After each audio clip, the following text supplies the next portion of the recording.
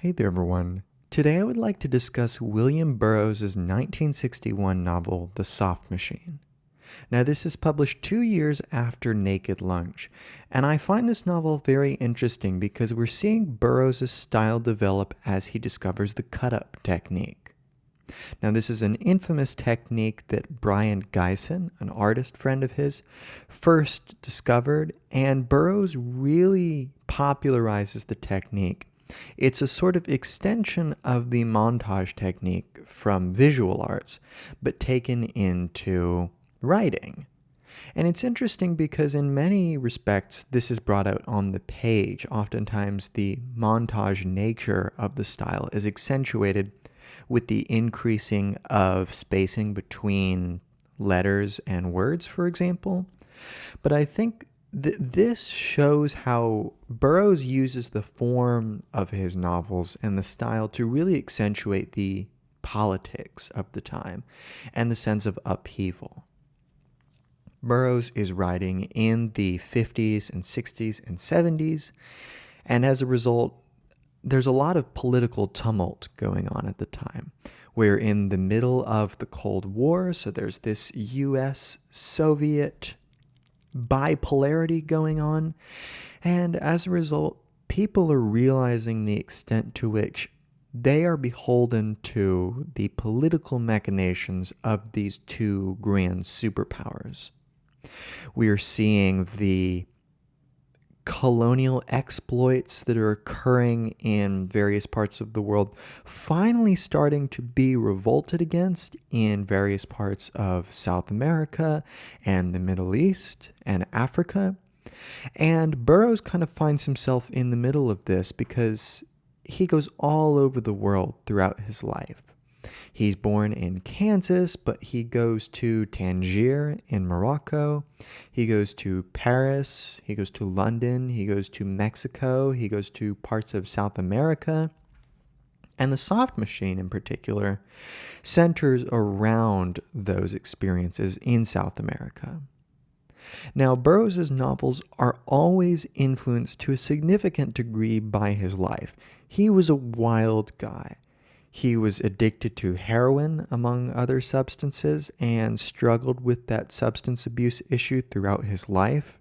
He was a gay man, and he was a critical voice not only for the Beat generation, along with Jack Kerouac and Allen Ginsberg, the latter of which Burroughs supposedly had a crush on, but he also defines the gay liberation movement, as well as the anarchist movement. Burroughs, I always like to think of as being a snapshot of an age we can never really go back to. At this time, anti-war movements are very prominent, as, for example, the world is revolted by the live TV broadcasting of American atrocities in Vietnam. Whereas, we have this today going on with Gaza, and yet most citizens feel fairly helpless in terms of what they can do to stop Israel from doing what they're doing. But regardless, Burroughs is a product of a time where this very radical and revolutionary politics, this radical inclusivity of the people in making political change, really feels possible. We're seeing, for example, various communist revolutions occurring in countries like Cuba, the Soviet Union, China, Vietnam, Cambodia, and all of these are playing out very, very differently. They're interfacing with the Western world and the imperialist powers to varying extents, and we're seeing, for example, lots of anti-colonialism occurring in, I'm thinking places like Algeria was a very prominent breakaway from the French. And Burroughs is playing with a satirical style that I hadn't really noticed when I was reading Naked Lunch. Burroughs' works, to say the least, are obscene, if I can use that word with any objectivity. They're confusing, they're confounding, and kind of momentous in the extent to which they kind of punch you in the gut. But there's a strange appeal, nevertheless, that I can't help but observing, especially in The Soft Machine. And The Soft Machine is the first of 3 novels that he's writing. And The Soft Machine is really the best in this trilogy, in my opinion, and thus it's only the only one I'm going to be covering on this channel. But The Soft Machine centers around South America, loosely. We're in some kind of mythical conglomeration of various South American locations and attitudes. Things are never definite in Burroughs. That's why I'm using so much shady and unspecific language. But for example, we're hearing lots of Spanish. We're hearing like comandante and various terms that apply to Latin American dictators or revolutionaries or whatever you want to call them. But this is following, in terms of Burroughs' life, during his stay in Mexico, he famously, or I should say infamously, shoots his wife.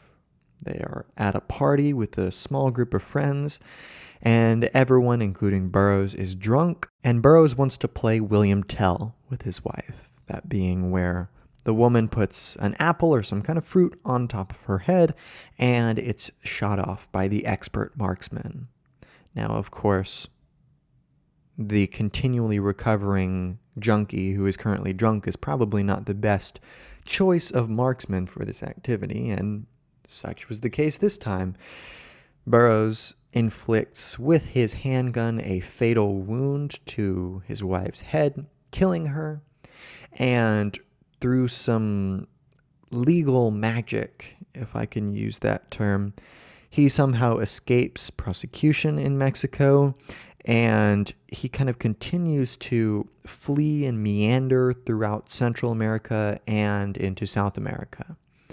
And The Soft Machine kind of epitomizes this wild lifestyle that Burroughs exemplifies in his life. And in particular, it exemplifies a desire to be uncategorizable. There is a focus primarily in this novel on the theme of control, and on the way in which individuals through their actions may be able to subvert control. This is going to occur through the understanding of the dependency which we have to traditional methods of control and categorization. This is going to coincide with various liberation rhetorics, such as the profuse amount of very graphic homosexual scenes between men. We're also going to see the prevalence of the cut-up technique, first as a purely literary device and later as a plot device and a sort of central way of thinking about human agency in the modern world. And this is going to move into, for example, the notion of becoming trans-identical. This is going to be like transsexual in The Soft Machine, but we can extrapolate that theme to say on a larger scale that Burroughs is asking us to go kind of below the belt of the traditional measures of control and find ways of subverting normalcy. And as such, I think that this book is a powerful edifice in and of itself for that political and social desire.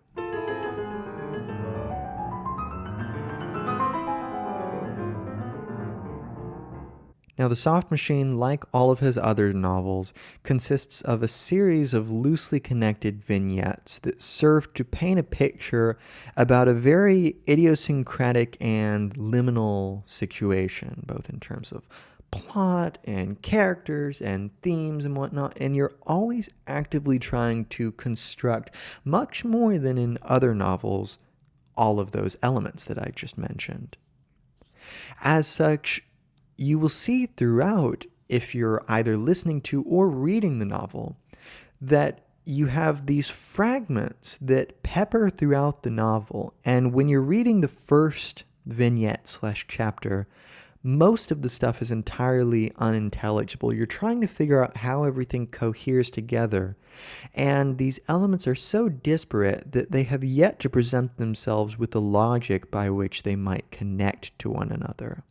But throughout the novel, you find that actually these fragments are, in part at least, not all of them are like this, but in part, some of them are coming from vignettes later in the novel.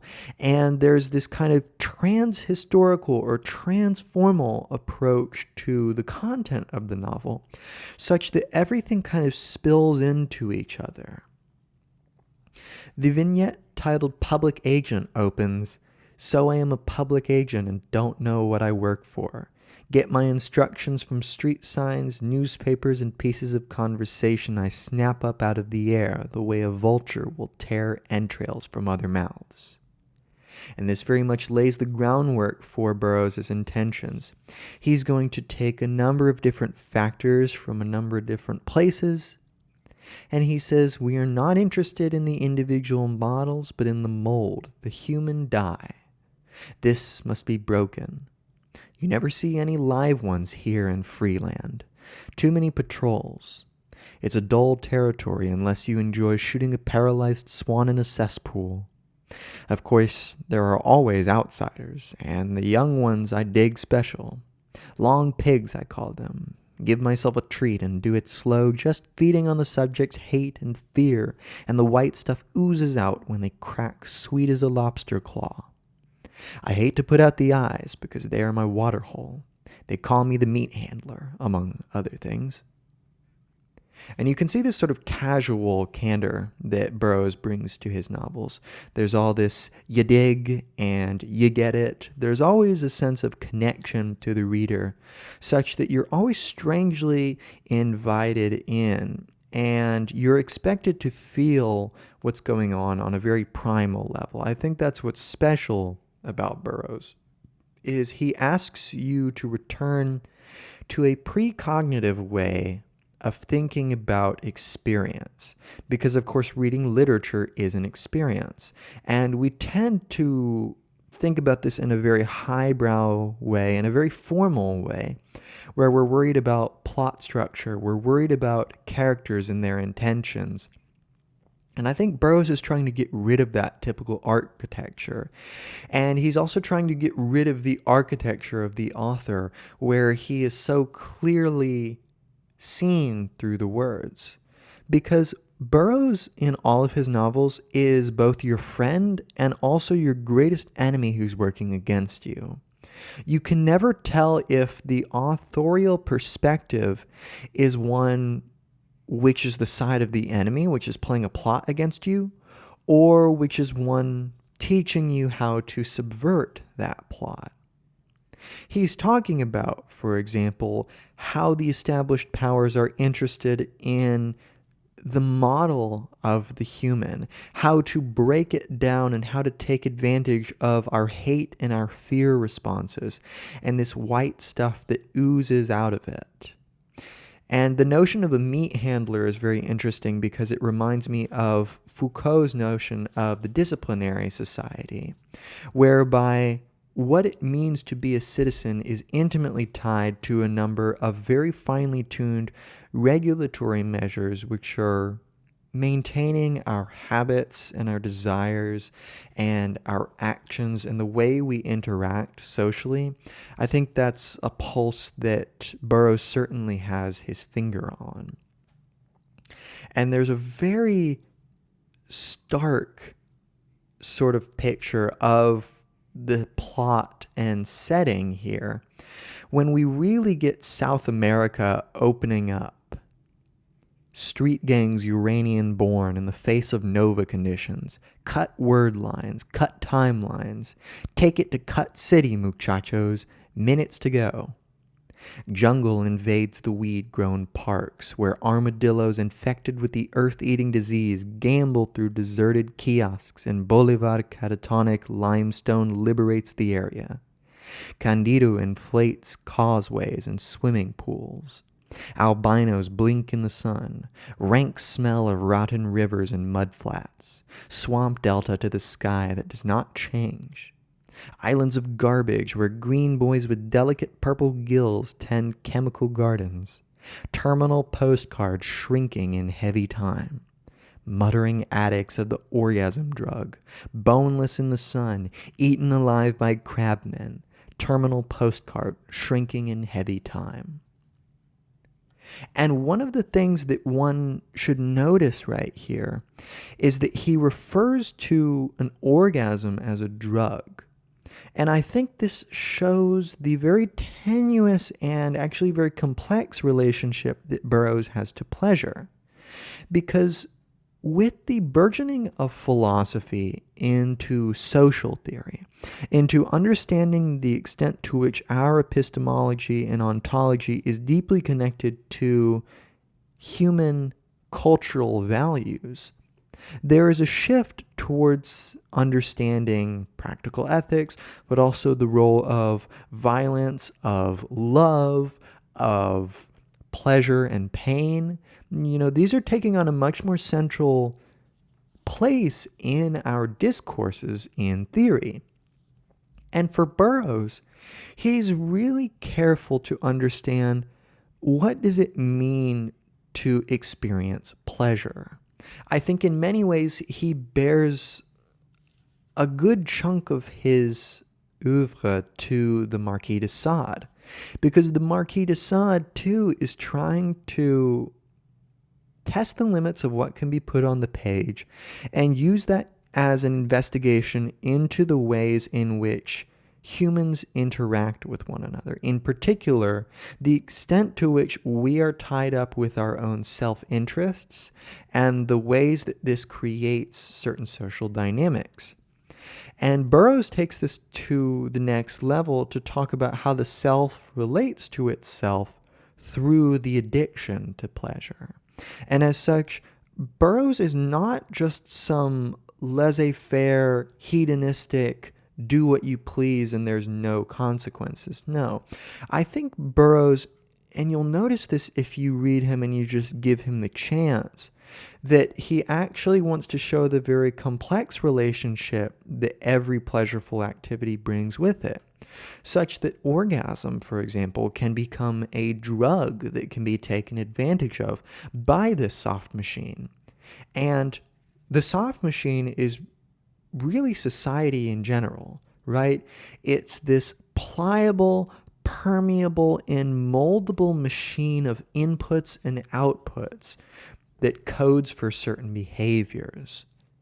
And this liminal political and historical position of South America, I think, is an interesting plot choice and setting choice because it provides us with a real-world analog to what Burroughs is talking about. And Burroughs is always interested in the relationship between the ruler and the ruled, and the way in which power is diffused through a society. And one of the things that I think he recognized is that modern economies depend upon the insistence of producers on each other and consumers on producers, and thus on the terms set up by the producers in terms of what their products are going to mean for their relationships to one another. He writes, "The perfect product, gentlemen, has precise molecular affinity for its client of predilection. Someone urges the manufacture and sale of products that wear out. This is not the way of competitive elimination. Our product never leaves the customer. We sell the servicing, and all track products have precise need of track servicing. The servicing of a competitor would act like antibiotic, offering to our noble track-stained services inedible counterpart. This is not just another habit-forming drug. This is the habit-forming drug takes over all functions from the addict, including his completely unnecessary, under the circumstances, and cumbersome skeleton, reducing him ultimately to the helpless condition of a larva. He may be said then to owe his very life, such as it is, to track servicing."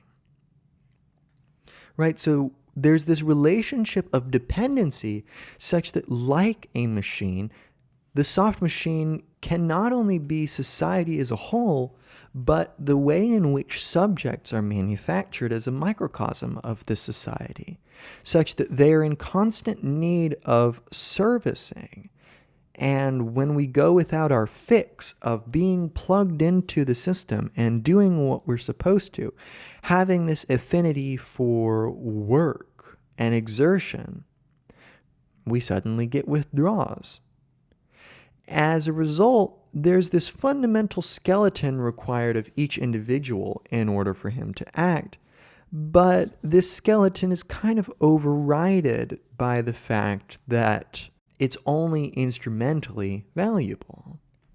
Now, of course, it wouldn't be a Burroughs novel without some overtly sexual passages, and I couldn't help but sharing this with you, not just for the perverse interest, but rather to show the gay liberation voice we can see in here, and as well, the eye for ecology, the way in which we should be in harmony with nature, because this South American setting gets sort of parodied here, and it's important to keep in mind that a lot of Burroughs centers around finding humor in ugly situations. It's really the only way that, for example, and I think Pynchon was aware of this in Gravity's Rainbow, that oftentimes humor is the only way we can directly confront a dark situation and clearly state the terms, but do it in a way that it can surprise us. And almost because of the absurdity, it makes it worth it to think about it. And that's what Burroughs does in his parody and in his satire, is that he kind of makes fun of our societies, but also shows us some paths we aren't willing to look in the eyes. As such, we have a group of the Green Boys, which are this sort of amorphous South American tribe of hooligans. They was ripe for the plucking, forgot way back yonder in the cornhole, lost in little scraps of delight and burning scrolls. Through the open window, trailing swamp smells and old newspapers, rectums naked in whiffs of raw meat, genital smells of the two bodies merge in shared meals and belches of institution cooking. Spectral smell of empty condoms down along penny arcades and mirrors. Forgotten shadow actor walks beside you. Mountain wind of Saturn in the morning sky. From the death trauma, weary goodbye then. Orgasm addicts stacked in the attic like muttering burlap. Odor rockets over oily lagoons. Silver flakes fall through a maze of dirty pictures. Windy city outskirts, smell of empty condoms, excrement, black dust, ragged pants to the ankle. Bone faces, place of nettles along adobe walls, open shirts flapping, savanna and grass mud. The sun went, the mountain shadow, touched ragged pants, whisper of dark street in faded panorama photo. Muy good one, mister. Smiles through the pisser. Orgasm siphoned back street smells and a Mexican boy, woke in the filtered green light, thistle shadows cutting stale underwear. Spurt smells against his chest in the sunlight, and he lay there in the water, breathing sewage smells of the canal. Billy squirmed up onto a muddy bank and took a handful of the warm mud and packed it around his cock, and Lloyd poured a bucket of water on the mud, and Billy's cock flipped out, jumping in the green filter light under the old trestle. Stale underwear of penny arcades slipping down legs, rectums feeling the warm sun, laughing and washing each other, happy and soapy hands in his crotch, pearly spasms stirring the warm water. Whiff of dried jism in the bandana, trailing sweet young breath through remote lands. Soft globs on a brass bed in Mexico. Naked, wet, carbolic soap. Tight nuts. Piece of soap in the locker room, rubbing each other off to My Blue Heaven, grinning as the other two watched. And you'll notice, of course, this fragmentary start-stop style that Burroughs is going for here. It's often very disorienting, but I think it suits itself to the content that he's trying to present it. And we're getting these sort of snapshots that come together that really reflects the sense of disembodied perception that occurs when someone is in an especially pleasureful or even violent situation. And there's often a subtle difference between those in Burroughs. The difference between pleasure and violence, oftentimes Burroughs wants to see the extent to which the former can penetrate into the latter and still retain itself, the extent to which we can weather difficult situations and make something out of it. And I think there's something of value there, at least there should be, because this is the way that people of little power can weather tough situations. It's the way in which they can see the possibility of some pleasure in just the idea of living and of making the most of it. And I think, of course, Burroughs is an extreme of this. I don't think that I personally would find much pleasure in the extent of a license that Burroughs featured in his life. But I think it does stand as a signpost for some possibility. And of course, a lot of it is precisely here because it's impossible. But I think flirting with the notion of possibility is something that Burroughs is good at, because he can construct an absurd universe that somehow fits together, that has its own logic. And it's important to note that, like society, this is done from disparate elements, and this is where the cut-up technique comes in. He's getting this from Brian Gysin, and what Burroughs notices is that if he takes two pieces of paper and folds them down the center and places them next to each other, such that the left half of one text merges with the right half of the other, he noticed that as he read it from left to right, as you would a typical English sentence, he noticed a strange sort of sense emerging, where two seemingly unrelated things can somehow form some bond.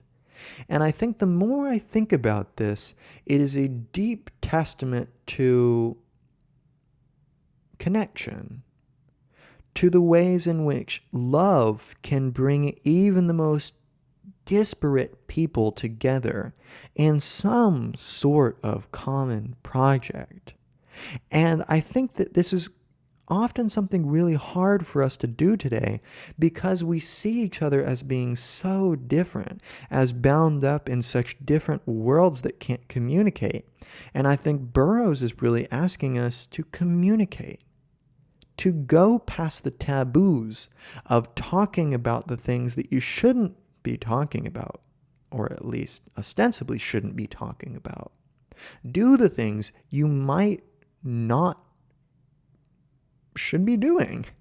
And when you do that, you may find there is some strange sense of relief. The vignette, "The Mayan Caper," opens, "I started my trip in the morgue with old newspapers, folding in today with yesterday and typing out composites." When you skip through a newspaper, as most of us do, you see a great deal more than you know. In fact, you see it all on a subliminal level. Now, when I fold today's paper in with yesterday's paper and arrange the pictures to form a time section montage, I am literally moving back to the time when I read yesterday's paper. That is, traveling in time back to yesterday. I did this 8 hours a day for 3 months. I went back as far as the papers went. I dug out old magazines and forgotten novels and letters. I made fold-ins and composites, and I did the same with photos. The next step was carried out in a film studio. I learned to talk and think backward on all levels. This was done by running film and soundtrack backward. For example, a picture of myself eating a full meal was reversed from satiety back to hunger. First, the film was run at normal speed, then in slow motion. The same procedure was extended to other physiological processes, including orgasm.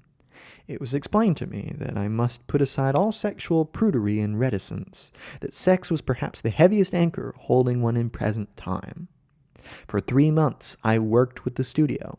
My basic training in time travel was completed, and I was now ready to train specifically for the Mayan assignment. And the Mayan assignment is referring to this kind of loose organization that seems to use these Mayan codices to manipulate time and perception itself. And this represents the sort of limits of, for example, what the CIA is doing and the way in which it is sort of dabbling in, ESP research or UFO research or various sorts of technologies and whatnot. And Burroughs is kind of trying to do that himself, where he's trying to tinker. He's trying to go into the lands that we might not want to go.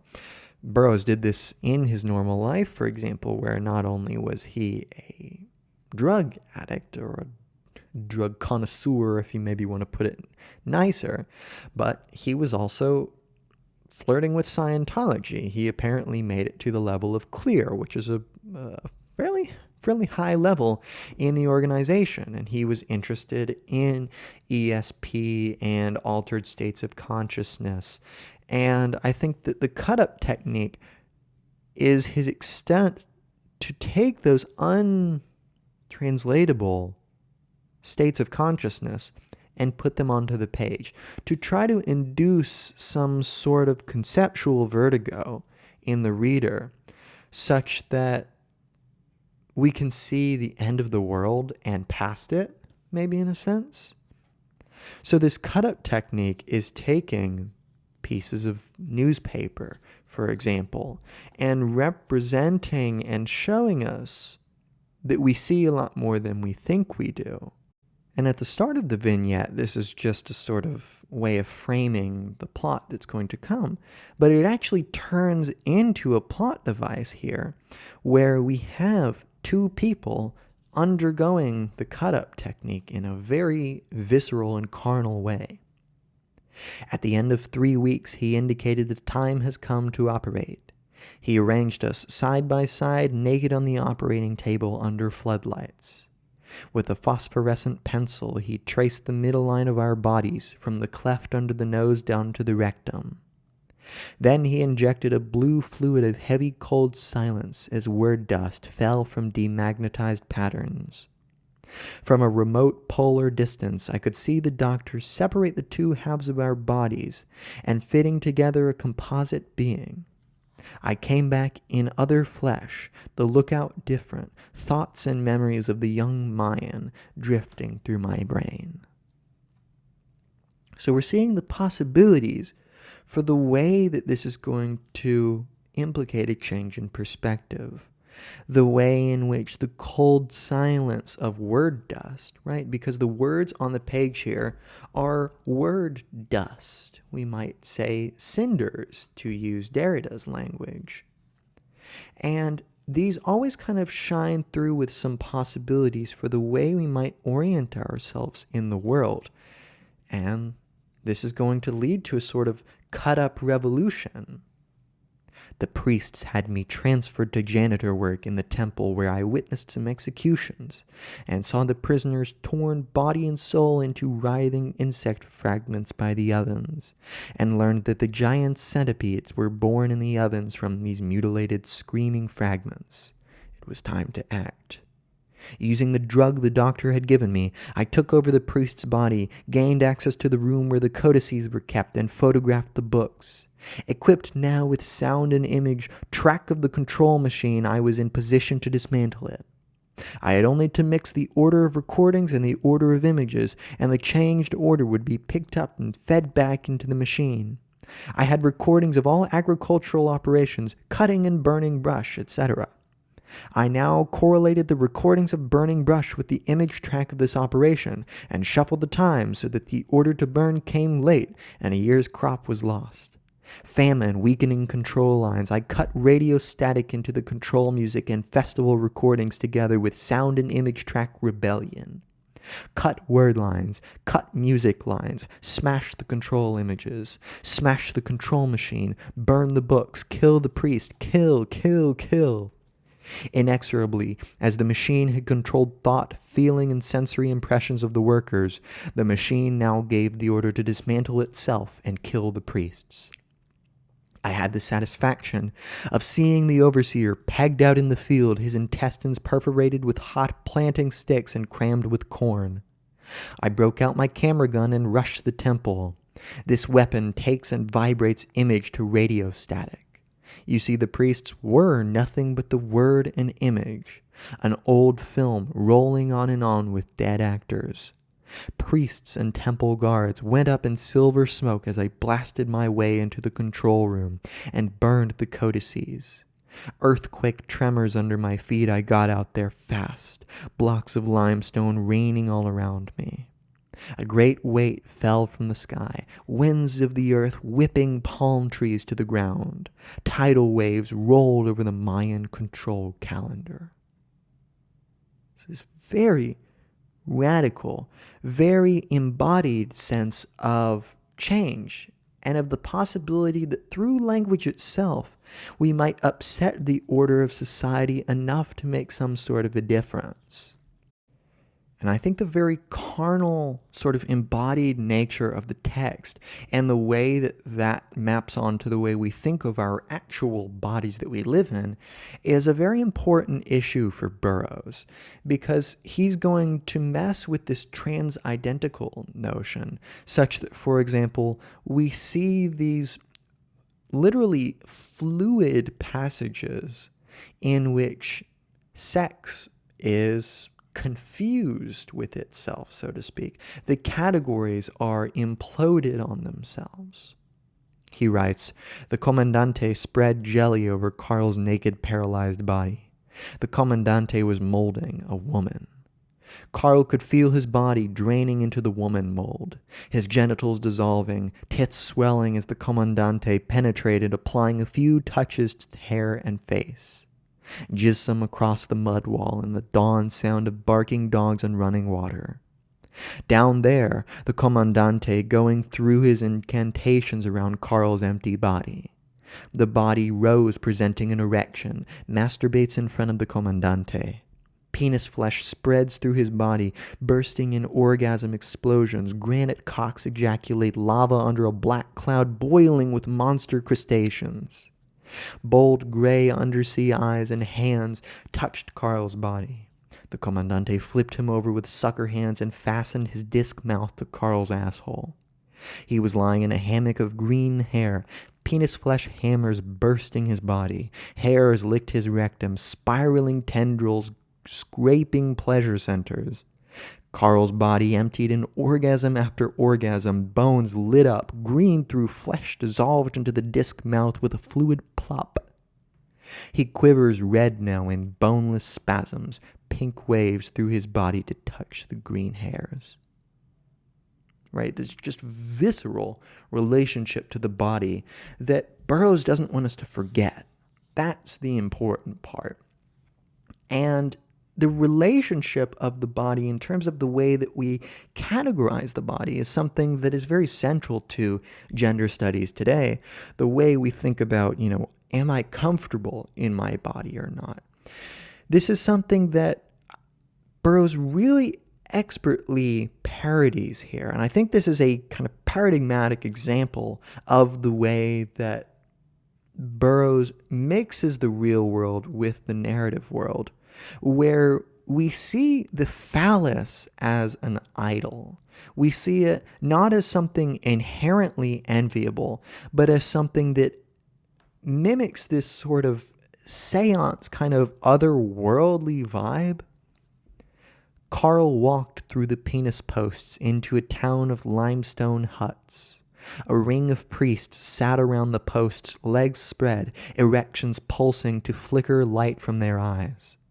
As he walked through the electric eyes, his lips swelled and his lungs rubbed against the soft inner ribs. He walked over and touched one of the priests, and a shock flew him across the road into a sewage ditch. Maize fields surround the town with stone figures of the young corn god. Erect penis spurting maize shoots looks down with young cruelty and innocent lips parted slightly, terminal caress in the dropping eyes. The young corn god is led out, and his robes of corn silk stripped from his body by lobster priests. A vine rope is attached to the stone penis of the maize god. The boy's cock rises iridescent in the morning sun, and you can see the other room from there by a mirror on the wardrobe. And I want to pause here to note what is going on. We have a field of maize, of corn, which is being equated to a series of penis posts, of sign posts of the phallus.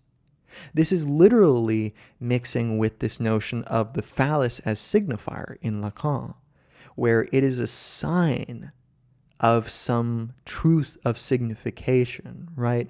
Some truth of the unconscious. And here it's being made fun of because we have the young corn god, and we literally see that it has a sort of shaft, and it has an outer robe that we are disrobing. So we're very much disrobing gender norms themselves and the supposed inherent power of the phallus because, well, now we're analogizing it to an ear of corn. He continues, Carl walked a long row of living penis urns made from men whose penis had absorbed the body with vestigial arms and legs, breathing through purple fungoid gills and dropping a slow metal excrement like melted soldier forms. A solid plaque under the urns stand about 3 feet high on rusty iron shelves, wire mesh cubicles joined by catwalks and ladders, a vast warehouse of living penis urns slowly transmuting to smooth red terracotta. Others secrete from the head crystal pearls of lubricant that forms a shell of solid crystal over the red penis flesh. And there's a lot of sort of pseudo-religious imagery going on. I know it may be hard to take this passage seriously, but we're seeing this smooth red terracotta, the crystal pearls, the solid shell, fungoid gills. I mean, what are we doing here, right? We're mixing forms that seem like they shouldn't go together. All these strange descriptors that come to inhabit some common landscape. And we may consider, for example, the way that maize is farmed. You have these huge fields of what? A cultivated crop. What is masculinity? Something cultivated. It is a response which we have to an idol, which is, of course, the genitals. Because this is something that modern kind of queer theorists and gender theorists have mentioned, is that we tend in our culture to assume that sexuality is reducible to the genitals. That what makes you a man or woman is what lies below the belt. And I think Burroughs is kind of making fun of this, going, no, this is some manufactured idol that we see endlessly reproduced. For what means? For harvest. To reap some sort of benefit. And what might this benefit me? Well, I think, although it's only distantly related to this passage, it is war. The phallus as an idol is a sort of signifier for weapons as such, for the way in which we take power and we cultivate it into tools for extending that power. And you can see anti-war narratives sweeping through Burroughs' oeuvre. And I think here we're seeing the way in which weapons industries are proliferated. We're seeing the ways in which reproduction leads to what? The production of certain continuous forms of oppression. As such, Burroughs wants to kind of try to think of what can one's identity be in the face of all these challenges. And he sets up a sort of cut-up identity. And I think this is a really key passage for thinking about the author in Burroughs' novels, and by extension in all novels, as well as the role of self-identity. Set up excuse and the machine will process it. Moldy pawn ticket runs 1,000 years, chewing the same argument. I Sequin perfected that art along the Tang dynasty. To put it another way, IBM machine controls thought, feeling, and apparent sensory impressions. Subliminal lark. These officers don't even know what buttons to push. Whatever you feed into the machine on subliminal level, the machine will process. So we feed in, dismantle thyself, an authority emaciated down to answer Mr. of the account in New York, Honolulu, Aris, Austin. Might be just what I am, look. We fold writers of all time in together and record radio programs, movie soundtracks, TV and jukebox songs, all the world of the world stirring around in a cement mixer, and pour in the resistance message. Calling partisans of all nation, cut word lines, shift linguals, free doorways, vibrate tourists, word falling, photo falling, break through in gray room. Right, so we're seeing his focus on media and communication, where, for example, radio and movies and TV and jukeboxes are all forms of technology that he wants to take advantage. And in the same way, he's doing it in the most classical way, using the printed medium. He writes, "This is war to extermination. Fight cell by cell through bodies and mind screens of the earth. Souls rotten from the orgasm drug. Flesh shuddering from the ovens. Prisoners of the earth, come out, storm the studio." His plans called for total exposure. Wise up all the marks everywhere. Show them the rigged wheel. Storm the reality studio and retake the universe.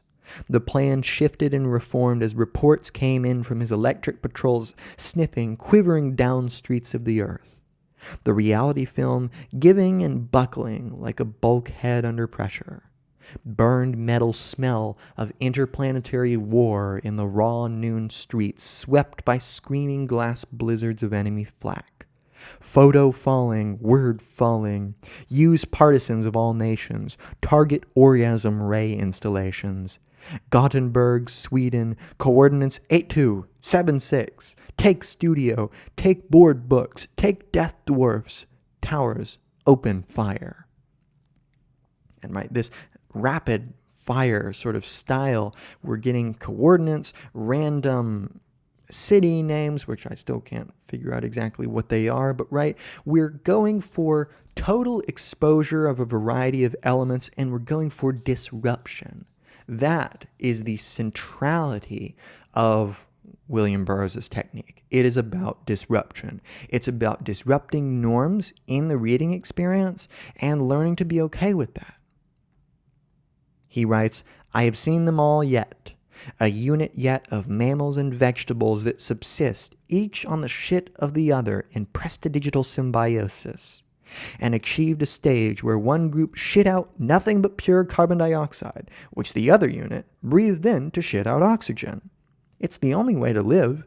You understand they had this highly developed culture with life forms between insect and vegetable, hanging vines, stinging sex hairs. The whole deal was finally relegated to it never happened department." So this notion of perfect symbiosis, I think him ending it with the "it never happened" department, is him saying that as much as it seems like change has been stultified, like as Fukuyama says that we've reached the end of history, I think Burroughs is trying to challenge that and saying, no, we just have to rethink the scope of action in history. And we see this taken to a very beautiful extent here at the end with this last vignette titled "Cross the Wounded Galaxies." And this one is just beautiful. I'd like to read for you the first about 2 or 3 pages of it, because it really shows us the culmination of his style and the beauty that it can achieve. "The penny arcade peep show long process in different forms. In the past, the muttering sickness leaped into our throats, coughing and spitting in the silver morning. frost on our bones. Most of the ape forms died there on the treeless slopes. Dumb animal eyes on me brought the sickness from white time caves, frozen in my throat to hatch in the warm steamlands, spitting songs of scarlet bursts in egg flesh. Beyond the pass, limestone slopes down into a high green savanna, and the grass wind on our genitals. Came to a swamp, fed by hot springs and mountain ice, and fell in flesh heaps. Sick apes spitting blood laugh, sound bubbling in throats torn with the talk sickness, faces and bodies covered with pus foam, animal hair through the purple sex flesh.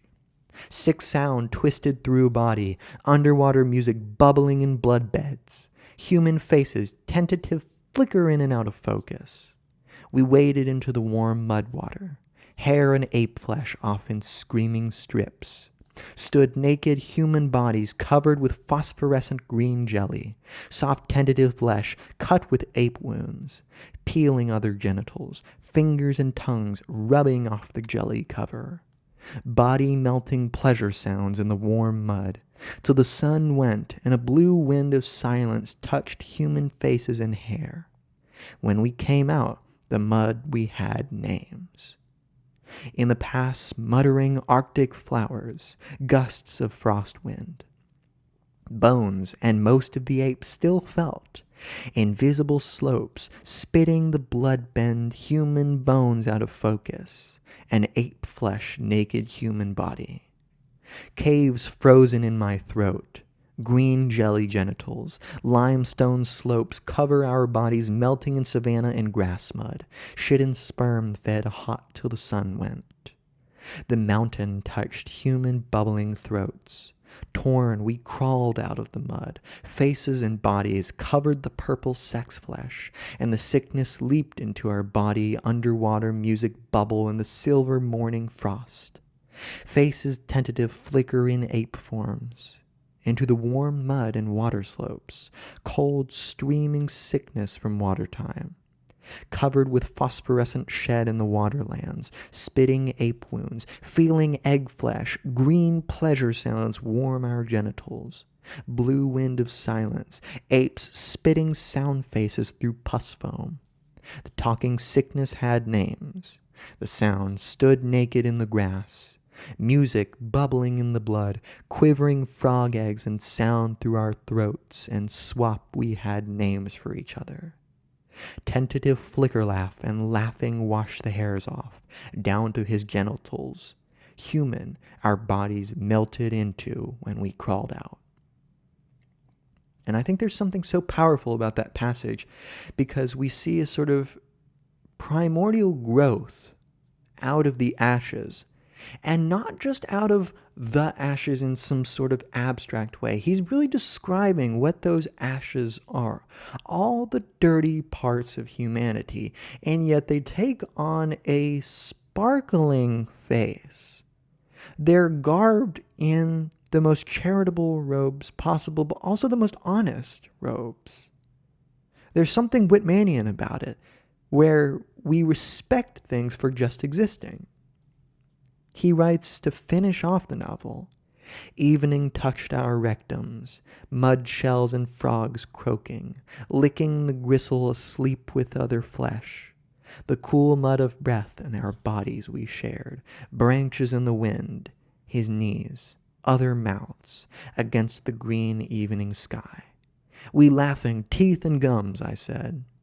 Hands woke in the noon, sun's soft night flesh.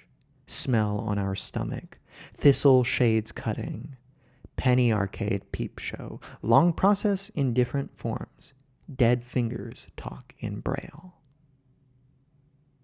And that notion of dead fingers talking in braille has something powerful about it, because it represents the embodied communication of the dead refuse of the past, the extent to which it is coming to haunt us in Burroughs' time, where World War II has come to an end, and we realize that a lot of our typical projects, politically and socially, are not going to cut it. That we need to fundamentally change our terms, and that's something that Burroughs begs us to do here. That being said, I hope that this has been helpful and somewhat interesting. Check out any of my other lectures I've done on postmodernism, German idealism, gender theory, postcolonial studies, and other literature. You can become a channel member for $5 a month and gain access to, among other things, a private philosophy Zoom, which you can tailor to your needs.